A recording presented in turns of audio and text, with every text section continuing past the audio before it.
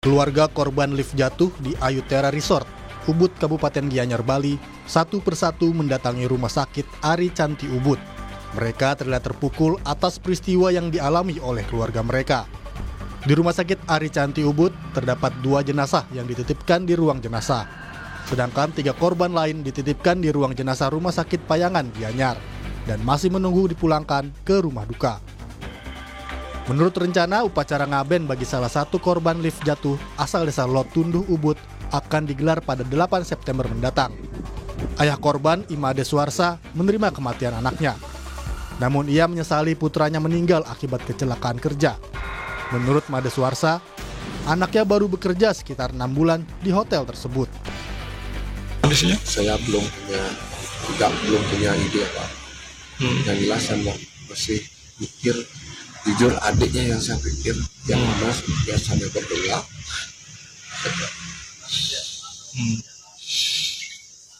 Ya.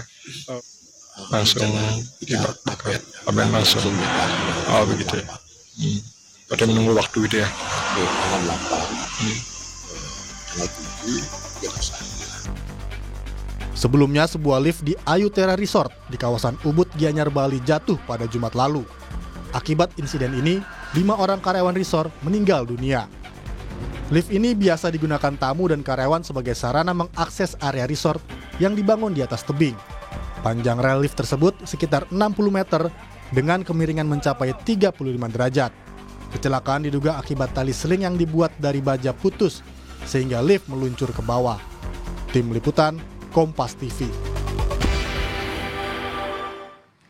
Lebih lengkap soal lift yang jatuh di Ubud, Gianyar, Bali, kami telah tersambung dengan Kasat Reskrim Polres Gianyar, AKP Aryo Senowiboko. Selamat malam, Pak Aryo. Selamat malam, Mbak.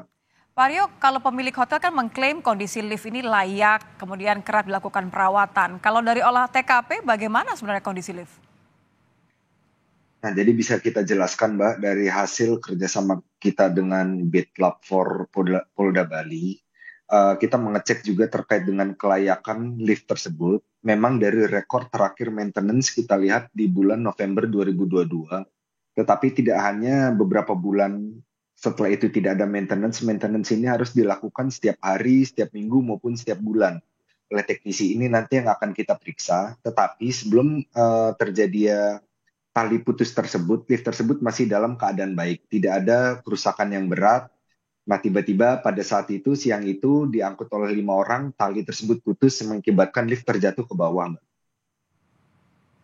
Oke, jadi artinya kronologinya telah dikonfirmasi, siapa saja yang sudah diperiksa, apakah pemilik resort ini akan dipanggil? Betul, Mbak, jadi bisa kita jelaskan bahwa sudah 9 orang saksi kita periksa, dari para teknisi yang biasa melakukan maintenance maupun dari rekan-rekan korban sendiri, yaitu para karyawan yang bekerja di villa tersebut. Nah, untuk ownernya sendiri mungkin kita akan periksa di kemudian hari, karena yang kita lakukan sekarang adalah pengumpulan keterangan saksi-saksi yang melihat ataupun yang mendengar, dan juga kita sedang melaksanakan olah TKP bersama dengan Bitlab for Polda Bali, sekaligus juga menguji alat tersebut, kelayakan dari alat tersebut. Ada temuan lain nggak, Pak, selain tadi mengecek kondisi rel, kelayakan, apakah ada temuan lain yang kemudian bisa mengarah untuk pengembangan penyelidikan? Sejauh ini untuk temuan-temuan tidak ada, tapi kami cuma tadi hanya mencari fakta, menggali fakta di lapangan, berbincang juga dengan baik teknisi maupun security yang ada di sana. Nah, kita temukan juga di sana bahwa pada saat kereta lift tersebut terjatuh, itu tidak ditemukan adanya emergency brake ataupun juga safety net. Jadi safety net ini bukan hanya jaring, tetapi juga bisa dinding untuk melindungi apabila kereta tersebut sampai remnya blong. Nah, ini tidak kita temukan juga di lapangan. Jadi kereta tersebut karena tidak ada yang menahan, akhirnya dia keluar dari jalurnya dan jatuh ke bawah ke arah jurang. Baik, sejauh ini sudah bisa belum, Pak, disimpulkan paling tidak indikasi penyebab insiden ini? Untuk kita mengambil kesimpulan ini masih terlalu dini atau terlalu prematur karena kita masih menunggu penyebabnya. Penyebabnya ini nanti yang mengeluarkan adalah Bitlab 4 Polda Bali selaku saksi ahli, dan juga kita akan meminta bantuan dari saksi ahli yang mengerti tentang kelayakan dari lift tersebut maupun juga dengan uji sertifikasinya, lalu juga SNI-nya apakah sudah standar atau belum. Nah, nanti keterangan dari kedua saksi ahli itu kita padukan untuk kita gelar perkara menentukan siapa yang bertanggung jawab nanti kemudian hari, Mbak. Kalau dari keterangan sejauh ini, liftnya sudah digunakan berapa lama, Pak? Kalau untuk menentukan kan berapa usianya, kemudian kelayakannya? Nah, lift ini tadi sepengetahuan kami pada saat kami melaksanakan interogasi dengan para saksi, lift ini dibangun kurang lebih sekitar tahun 2019.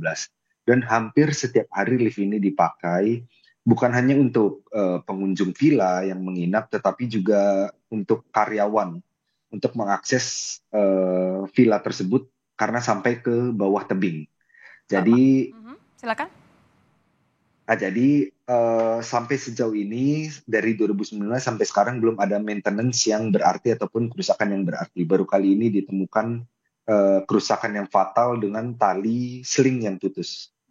Ini ketinggiannya berapa ya Pak? Kemiringannya berapa? Terus kemudian jalur relnya ini sendiri berapa? Untuk jalur rel ini sepanjang 65 meter dengan elevasi atau sudut kemiringannya ini sekitar 40 sampai 45 derajat. Nah, jadi pada saat kereta tersebut sudah hampir mencapai atas, mencapai level yang paling puncak, tiba-tiba tali itu putus sehingga kereta tersebut meluncur ke bawah. Nah, dalam hal ini harusnya kita menemukan adanya emergency brake atau safety net untuk menghindari hal-hal yang tidak diinginkan. Tapi dalam kasus kali ini kita tidak menemukan hal yang dimaksud. Oke, ada berapa ya Pak terkonfirmasi ketika kejadian ini ada berapa orang yang berada di dalam lift tersebut? Apakah, maksud saya begini, apakah ada kemungkinan dugaan bahwa kelebihan muatan? Tadi kita juga sudah lihat di rekornya yang diberikan oleh yang kita pegang dari salah satu kontraktor yang mengadakan lift tersebut. Di situ disebutkan bahwa kapasitas lift ini 6 orang. Nah, sementara pada saat kejadian yang naik itu adalah 5 orang karyawan. Artinya dari sisi over capacity harusnya bisa kita coret. Tetapi untuk menentukan penyebabnya, kesimpulannya itu nanti hasil penyelidikan lebih lanjut.